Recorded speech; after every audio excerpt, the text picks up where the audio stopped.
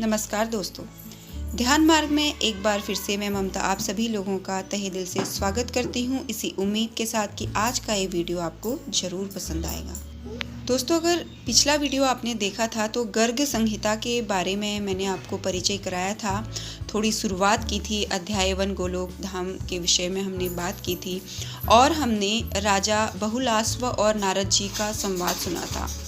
तो आइए कथा को आज थोड़ा सा आगे बढ़ाते हैं और बात करते हैं राजा बहुलास्व और नारद जी के और संवाद के बारे में। जैसे ही बहुलास्व के द्वारा गोलोक धाम का और भगवान श्री कृष्ण की कथाओं के बारे में प्रश्न किए जाते हैं तो नारद जी प्रसन्न होकर बोलते हैं कि तुम धन्य हो और भगवान श्री कृष्ण के परम भक्त भी हो। तुम्हें दर्शन देने के लिए वे भक्तवत्सल भगवान यहाँ अवश्य पधारेंगे, क्योंकि जो मनुष्य जी पाकर भी कीर्तनीय भगवान श्री कृष्ण का कीर्तन यानी संकीर्तन या फिर आप कह सकते हो भजन कीर्तन नहीं करता, वह मनुष्य दुर्बुद्धि मनुष्य माना जाता है और मोक्ष की सीढ़ी पाकर भी उस पर चढ़ने की चेष्टा नहीं करता, उस श्रेणी में आता है। अब राजा को वराह कल्प में धराधाम पर जो भगवान श्री कृष्ण का पदार्पण हुआ था उसके बारे में और जो लीलाएं हुई थी उसके बारे में नारद जी कहते हैं। तो मैं आपको भी कुछ कथाएं उसमें छोटी छोटी संक्षेप में करके सुनाती हूँ।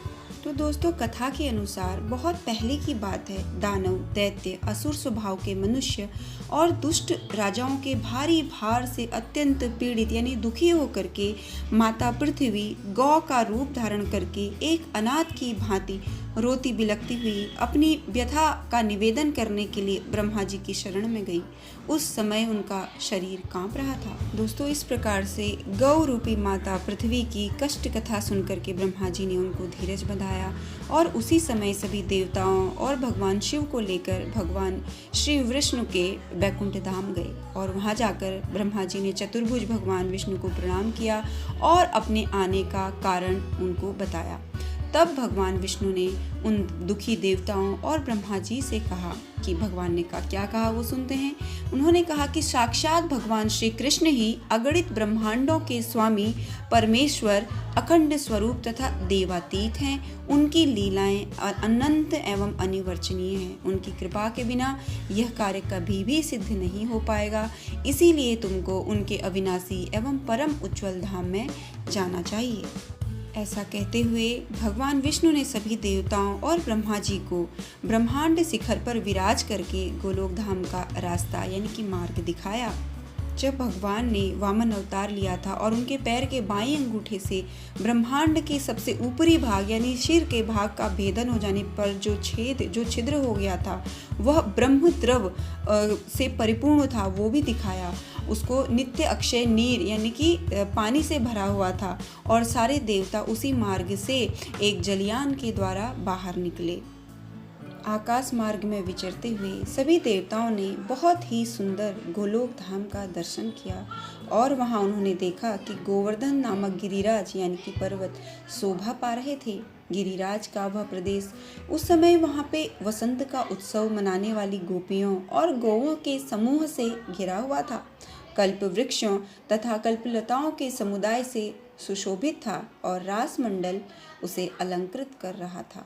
वहाँ श्याम वर्ण, श्याम यानी कि काले कलर को श्याम बोला जाता है, वर्ण यानी रंग वाली उत्तम यमुना नदी स्वच्छंद गति से बह रही थी।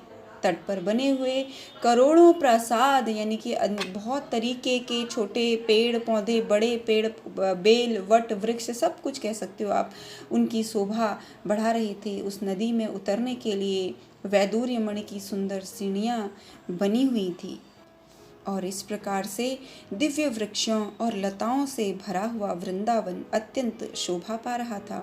बहुत तरीके के पक्षी थे, भ्रमर थे, वंशीवट थे और उनकी वजह से वहाँ की सुषमा और भी बढ़ रही थी।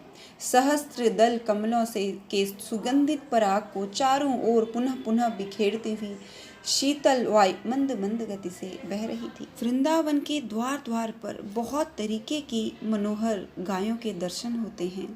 वे गौवें दिव्य आभूषणों से विभूषित थीं और श्वेत पर्वत के समान प्रतीत होती थी। सबकी सब दूध देने वाली तथा नई अवस्था की थी। सुशीला, सुरुचा तथा सद्गुणवती थी और सभी सवत्सा और पीली पूंछ की थी। ऐसा था हमारे ठाकुर जी का वृंदावन, जहाँ गौवें भी भव्य रूप वाली हुआ करती थी। तो दोस्तों, आगे की कथा हम अगले वीडियो में सुनेंगे। अगर आपको आज का ये वीडियो पसंद आया तो मेरे चैनल को शेयर, सब्सक्राइब एंड लाइक करना मत भूलिएगा। और इसके पहले भाग का जो लिंक है वो भी मैं डिस्क्रिप्शन बॉक्स में दे दूँगी, आप ज़रूर देखें। राधे राधे।